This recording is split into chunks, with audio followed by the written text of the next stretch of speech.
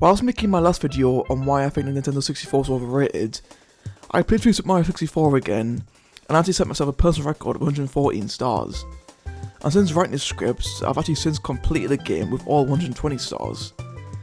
Now, I was originally going to make a video on my top 10 favourite stages around a year ago, but I thought it'd be better to rank all of them.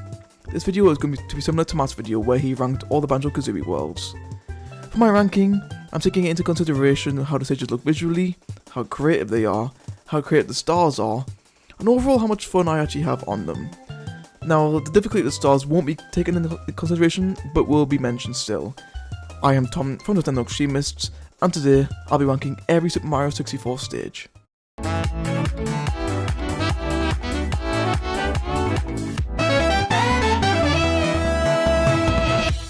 24. Rainbow Ride. Are you really surprised to see this at the bottom? For a final stage in the game, it's really disappointing. Most games have an epic final stage where everything is really threatening and you're on the edge of your seat ready to meet the final boss. Super Mario 64 instead has Rainbow Ride. You spend most of your time riding a carpet and avoiding the odd obstacle here and there. Visually, the stage looks crap compared to everything else. It's just full of textureless blocks, and honestly, it looks like it was fun to get together by a work experience kid. It literally looks like someone just threw whatever objects they could find and put in just a sky background behind it. And don't even get me started with the 100 coin star. My god, it's so painful to do. 23. Dire Docks. Although the music slaps, this level is just boring and miserable. You spend most of your time underwater, and we all know that water level is just a huge no-no. The stars aren't that excited either. Other than the star that requires you to use both metal and vanish caps in order to get it, the other stars are pretty average. Also, the 100 coin star can be pretty tricky as there are only 106 coins in total the whole stage. And honestly, this stage has very little going for it, and one I'm glad to be done with when playing. 22. Secret Aquarium. You just grab the 8 red coins that are incredibly easy and then collect your star. Now the idea was cool, but the execution was poor. Apart from a few fish, this does not look like an aquarium at all, but just room in the sky filled with water. But the good thing about this stage is that it is over pretty quickly. 21. Over the Rainbow. Unless you like the wing cap, you're not going to enjoy this stage. This stage really pushes the flying gimmick to its full capabilities, as you fly from cloud to cloud collecting the 8 red coins. It sounds simple enough, but some of the coins are in some pretty tricky areas, and unless you can use the wing cap well, you're more likely going to struggle in your first playthrough.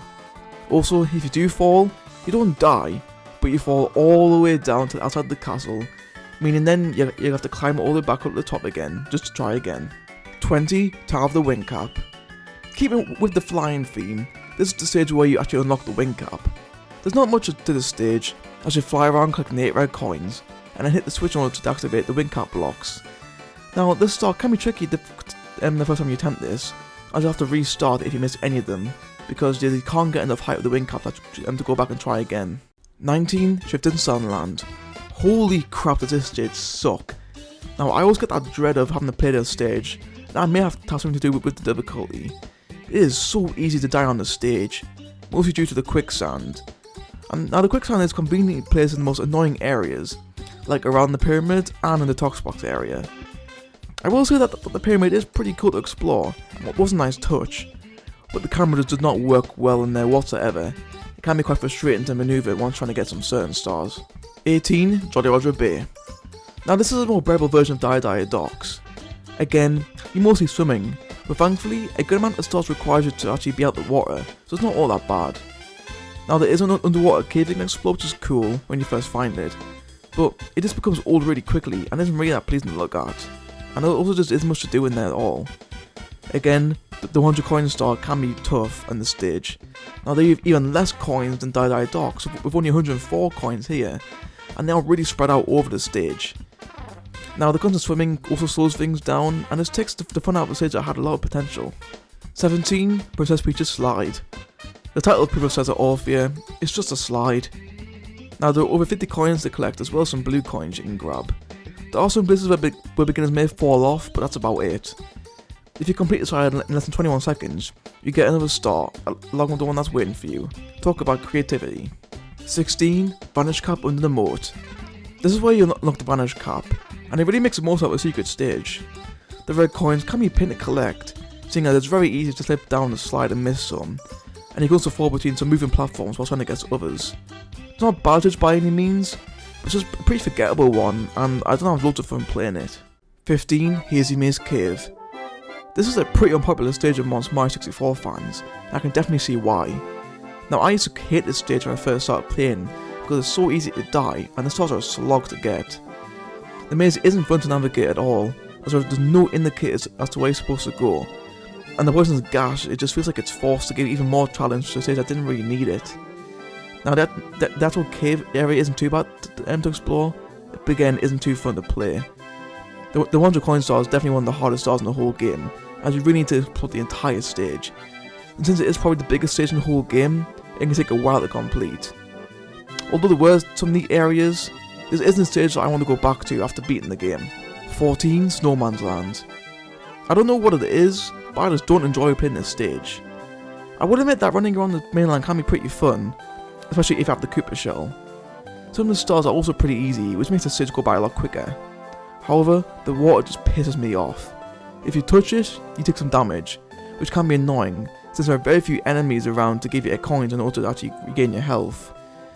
Also, the snowman star is just a pain in the arse. You need to match Penga's movements in order to actually get to the other side. Otherwise, the snowman will blow you off the platform, and then you have to climb all the way back to the top. This stage can be fun if you know what you're doing, but at times I just really dislike this one. 13. Cavern of the Metal Cap. This is where you unlock the metal cap, and this stage is really fun. You're invincible for most of it with the metal cap, and I enjoy running through this stage just defeating every enemy I see. The red coins aren't too hard to grab either. Rushing water can be annoying for beginners, but this is just short and sweet. Also, have I mentioned the metal cap music? It's almost on par with Die Die Dogs in my opinion. 12. Bowser in the Fire Sea. This may be an unpopular opinion, but this is probably my least favourite Bowser stage. Now that doesn't mean it's not good, because I still enjoy playing this one, just not as much as the other two. This stage's design makes it think you can run through it quickly. There are tons of well-placed obstacles that make you rethink how you want to proceed next. The red coins are also positioned pretty well along the way, so that it doesn't feel like a whole other mission just to grab them, and you're also very unlucky to miss any. 11. Big Boo's Haunt. This is a solid stage, despite just being a big house essentially. There are lots of areas to explore, and unlike Hazy Maze Cave, they don't feel like a slog. The stars were designed brilliantly for this stage, including the first one where you have to go in all the rooms on the first floor to defeat the Boos before fighting Big Boo. The red coin mission is similar to this as well, but the coins are spread throughout every single room in the entire house. My only gripe with this stage is that you fight Big Boo 3 times to get 3 different stars. I mean, yeah, there are different scenarios and different places of the house, but it gets repetitive pretty quickly and isn't that creative. 10. Tall Mountain. Again, this name doesn't lie, this really is a tall mountain. Now, a lot of people don't like this stage for this very reason, but I don't mind it, as there are tons of shortcuts available where you can skip large parts of the mountain. The design is also pretty solid, as there's lots of room to run around in, but it also feels tight and compact if you know what I mean. And that's not a bad thing either. I like the fact that you need to time your jumps and your speed in order to clear certain parts of the mountain. And there's also another side in this mission, and it's also by far the most difficult one in the whole game, but again, it's the most thrilling. 9. Tiny Huge Island. Now, I can only see people screaming at me in the comments for placing this world so low on my ranking, but just hear me out. I'm not the most experienced Mario 64 player, and if this ranking was based purely on how unique the stages were, this one would be in number 1 or 2. Now this stage takes inspiration from the Mario Bros 3 level, where everything is giant, which is a neat touch. It's pretty easy to switch between the tiny and huge islands as well, and it's also pretty creative. You beat up some plants, find some holes, and flood Wiggler's house before beating him to a pulp, again proving how nice of a guy Mario actually is. My only real problem with this stage is that it's so easy to die on the tiny island, and I usually get pretty nervous navigating the stage. I think if I had more experience with this stage, I'd probably rank it much higher, but for now, it's number 9. 8. Bowser in the Dark World. You may be surprised to see this stage so high on the list, but I also have a great time playing this. The aesthetics in the stage are just fantastic. The dark background, the badass music, and overall stage design just makes it epic, and for an early stage in the game, it's really well done.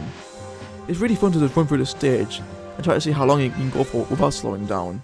7. Lethal Lava Land. This stage isn't really that lethal if you know what you're doing. The fact that the whole floor is lava seems really intimidating, and falling in it can lead you to die. There's lots of cool areas to explore, and some interesting ways to get around. You can use the wing cap to fly around, or if you choose star 5, you can use a Cooper shell to surf on the lava, making the 100 coin star much easier. There's also a volcano to explore, which isn't too painful, and there's also a star that requires you to use moving platforms, and some pretty precise jumps on order to grab it. 6. Worm's Fortress. Despite it being the second stage in the game, it's really fun to explore. This stage introduces a ton of new elements, including the moving platforms, the piranha plants, the thwoms, and incredibly cryptic stars. I'm looking at you blast away the wall. Now, all jokes aside, this stage may look simple, but honestly I never have a bad time playing it. In fact, this is probably the only stage where I actually enjoyed doing the 100 coin star, so you know it's a good one. 5. Bowser in the Sky. The final Bowser stage is also the best one. Now this stage is similar to Dark World, with its linear design, which is why I think I prefer it over the others. I love how this game physics just go completely out the window, as you can run up steep slopes with no problems at all. The stage also flows really well. I used to be intimidated by it when I first played it, but now I just enjoy running through it and jumping around. The red coins can be tricky if you don't know where to look. Thankfully, YouTube exists, so I've never had a problem with them. The final Bowser fight is also epic. It's the same as the first two, but this time you need to defeat him 3 times while he destroys the platform you're on. And let me tell you, there's nothing more satisfying hearing Mario say, "So long, Gay Bowser," as you defeat Bowser for the 3rd time and complete the game. 4. Cool Mountain. Nintendo are notorious for making shitty snow and ice levels, but honestly, they've nailed this one. You can jump into a chimney and race a penguin down an icy slide, you can give a lonely snowman a body to talk to, as well as returning a baby penguin to its mother. There's also a hidden section in the stage where by performing wall kicks, you can get a star. This is a nifty stage for speedrunners, as well as many tricks you can perform to complete certain stars much quicker. My only complaint with this stage is that it's not easy to travel around on. Aside from a teleport at the start of the stage, there's no other way to get back to the top easily. 3. Tick-Tock Clock. This is definitely one of the hardest stages in the game, but it's honestly not that bad. This is another unique stage that is set inside the clock of all things. Now, who actually came up with that? You can control how the stage moves by choosing the right time to jump into the level. The stars are pretty harmless, and can be completed relatively quickly considering the size of the stage. The only problem with this stage is that if you fall, you're basically dead. The problem was, however, fixed in the DS version by adding more platforms. The overall creativity of the stage is what places it so high on this list. 2. Wet Dry World. This may come as a shock to some of you, but I really like this stage. Now, I've slated the water stage in this video so far, so it probably doesn't make sense that I've ranked this one as the second best in the whole game. This stage's main gimmick is that you can control the water level. You need to decide how high the water should be when completing certain stars, and the fact that you have full control is really neat. There's also a whole town to explore, which has the 8 red coins spread across the buildings, meaning that you need to unlock your inner parkour skills to grab them all. I wish there were more Mario levels like this, where you're able to control the water, but it'd be so much more enjoyable to play. And number 1 is Bob-omb Battlefield. What else was going to be here? Really, this is such an iconic stage that introduces you to the game brilliantly. There's so many places where you can just simply run around and have a goofy time. Every star here is unique and a joy to collect. From forming Kick the Bomb onto his royal turf, shooting to a floating island, racing Kip the Quick, and to letting the change run wild. This stage is so simplistic yet so enjoyable. This stage is also useful for learning how to use the wing cap, as you'll need it for the 100 coin star and Mario Wings to the Sky. That was a beefy ranking. Sorry that my explanations for some of the stages were quite short. I didn't want this video to drag on too much. If you enjoyed this video, leave a like. If you're new to the channel, consider subscribing so you never miss any future videos. Also, tap the notification bell to be notified the second we upload a video. I've been Tom from the Nintendo Streamist. I'll catch you next time.